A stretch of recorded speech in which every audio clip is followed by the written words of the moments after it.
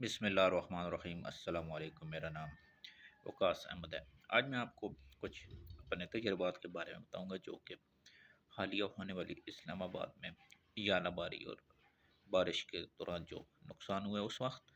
ناظرین، میں اپنے کسی کام کے لحاظ سے بلو ایریا اسلام آباد گیا ہوا تھا، تقریباً 5 سوا 5 کا ٹائم تھا، تو اتفاقاً میں موٹر سائیکل لے کے گاڑی کا نہیں تھا کہ موسم اچھا تھا، تو موٹر سائیکل ہی لے کر نکل گئے تھے۔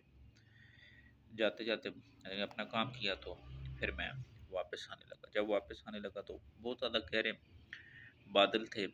اب اس سے پہلے جو بلیو ایریا میں سین تھا اور سکون ماحول کا، وہ ویڈیو میں نے اسی چینل پہ ڈال دی ہے، وہ آپ دیکھ سکتے ہیں۔ اور اس کے بعد کا کیا ماحول تھا، وہ بھی ویڈیو جو میں نے ڈالی ہے وہ آپ دیکھ لیے۔ دیکھ روزمرہ کے تجربات کے اوپر اور جو پڑھتے ہیں دیکھتے ہیں، اس کے ویڈیو بنانے کا مقصد یہ ہوتا ہے کہ آگے انسان خود احتیاط کرے۔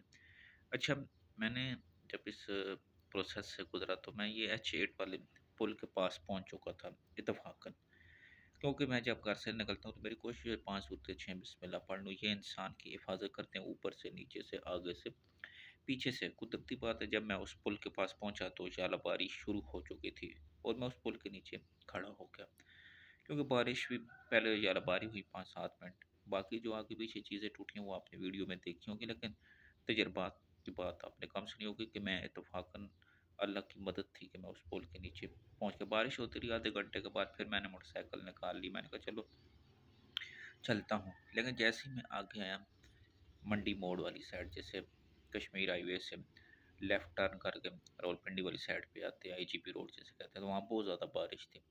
اب ہونا تو یہ چاہیے تھا کہ میں چل رہا تھا اور چلتا ہی رہا، اور ویٹ کرنا چاہیے تھا۔ میں نے ویٹ کرنے کے بجائے موٹر سائیکل چلاتا رہا، تو ہوا اتنی تیز تھی کہ یہ اسٹارم زندگی میں نے کبھی نہیں دیکھا۔ اور پھر آگے آ کے پانی کاربوریٹر میں چلا گیا اور موٹر سائیکل بند ہو گیا، اور بہت زیادہ جو نا آگے پیچھے نقصان دہ ہوا چل رہی تھی، طوفان جسے کہتے ہیں۔